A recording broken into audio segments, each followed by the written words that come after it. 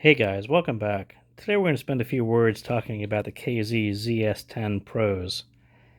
Right here you can see the new packaging, which is a little different than the KSN and the KSN Pros with color pictures. Back is pretty much the same, but nice front. Inside's pretty much the same. So the ZS10 Pros are really the evolution of these guys. The ZSNs, which we talked about in an earlier video, and then the ZSN Pros, which we talked about in another video as well. So the ZS10 Pros, are supposed to be just like the ZSN Pros, but better. And I think in generally that's how you can describe them. What we liked about the ZSN Pros was the nice shiny metal back and the ultra comfortable shell. And that continued with the ZS10s, the ZS10 Pros, except the back is now shinier, but the shell is still just as comfortable as it was in the ZSN Pros.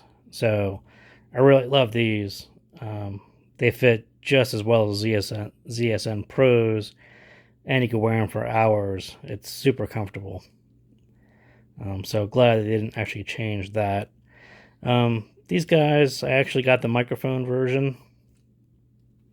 U Audio, thank you for providing the microphone version. I've never tried one before, but it's super handy if you haven't tried one of those before. You could answer calls, but you could also control music, pause with one hit. 2 hits, I think, was next track, and then 3 hits was previous track. So yeah, I kind of dig the microphone button, and I might take to buying that in the future as well. So that's what these guys look like. The packaging, the fit's just as good as I mentioned. So what's interesting about these guys is they're not quite the same as the ZSN Pros in that now there's a dynamic driver and 4 balanced armatures. So if you read every review of the ZS10 Pro, you'll basically see a lot of people writing really amazing things about it, and it is most definitely an amazing pair of in-ear monitors for $50. And basically every review says lots of mid-bass. I agree. Sub-bass, not as much as the mid-bass, but it's definitely there and pretty much in line with what we saw in the ZSN Pros. It's great. It's there. So I was happy about that. On the treble side, on the high side, people say, well, it's pretty good, not as good as, maybe a CC or a tin audio.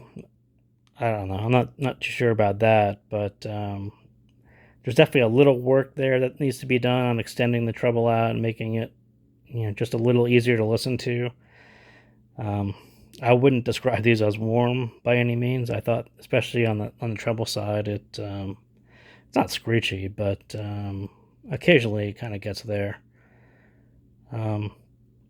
So where the real difference on these guys and where I had some strangeness with them is all in the mids, and you'll kind of see some reviews that say, well, the mids are a bit recessed. Maybe. Some other reviews say the mids are perfect, and some other reviews I kind of read, well, there's almost a tonality issue with these guys, and I kind of lean that way. There's certain songs that just didn't sound the same, especially the voices, right in that mid-range that I was expecting to hear when I first put them on.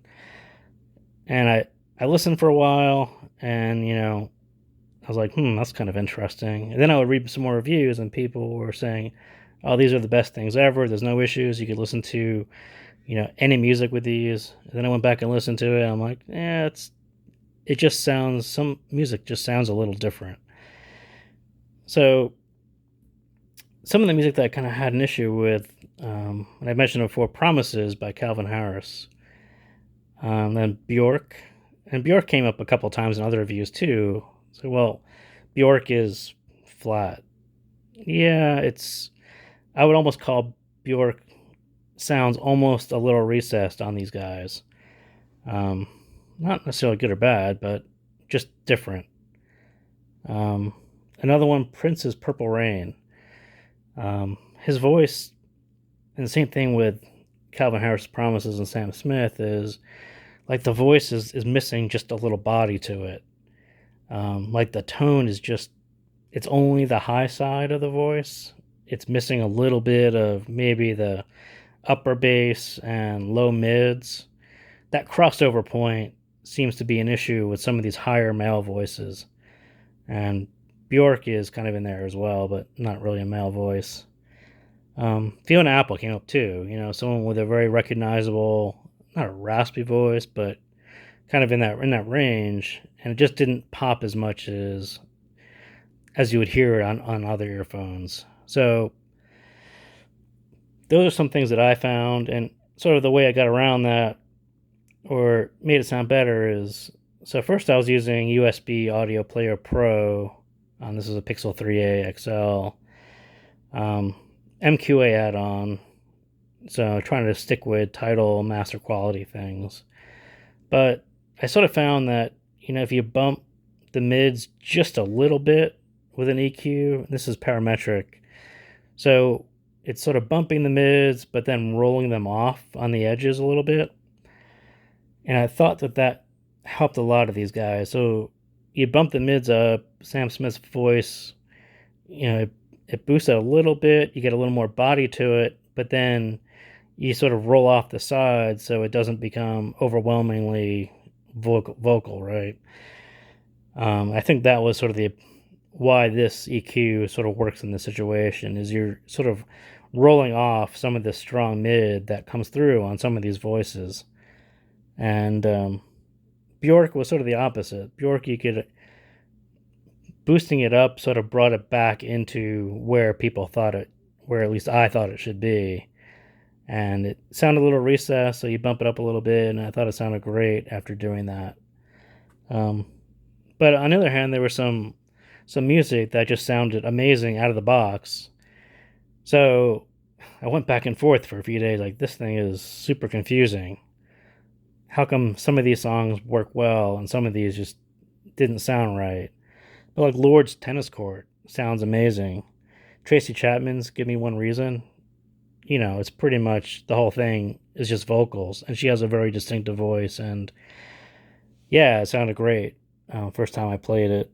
Again, Christina Perri's Human, probably the most amazing, airy, solid version of that song that I heard in kind of any of these earphones that we have here. And I just couldn't figure it out. Why does that sound amazing, but Fiona Apple's didn't sound as good, and especially on the male side with Promises, you're just missing part of his voice. And London Grammar Strong, another one that, very strong female voice, yet sounded amazing out of the box. Didn't have to EQ that at all, but so I think overall these things, deserve the hype.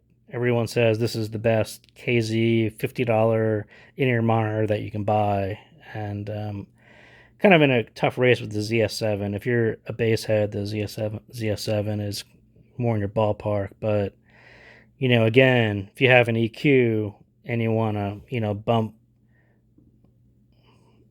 the back end sub bass up a little bit, there's actually a little bit there to boost up without it distorting or overriding some of the mids. So I did that occasionally too, but I didn't find it really necessary compared to the mids. The sub bass is plenty there, especially on some of the Lorde songs. Brass Monkey by the Beastie Boys, another one that was kind of right there on these earphones. So yes, they are amazing. I found them a bit mysterious on a couple songs, but overall, I think everyone is kind of dead on with, these are probably the best set of KZ earphones that you can buy at $50. The ZSN Pros at $20 were probably an even more amazing buy for what they do. Because they're very similar, and everyone is kind of right that the ZS10 Pro is just kind of a better version of this. A little more bass, much better mids when you tune them a little bit, and probably better on the treble side as well, just because you're dealing with, 4 balanced armatures versus, basically 1. So if KZ can kind of smooth out this tuning to go from, all the way to the sub bass, all the way into the trebles, smooth that out a little bit with, the KZ ZS11 Pros or whatever is going to be the next thing that has this hybrid architecture. Just smooth that out a bit, make it a little more warmer, and yeah, it's going to be even better than the ZS10 Pros. But right now, these are the guys to beat, and I'll kind of agree with every other review out there. They are amazing for what they are, and very happy that KZ brought these out, and buy them on Amazon. The purple guys are $43, which is just about the lowest you'll see on Amazon for those guys. These were provided to me by Yin, so thank you to those guys for doing that for me, and I will see you next time.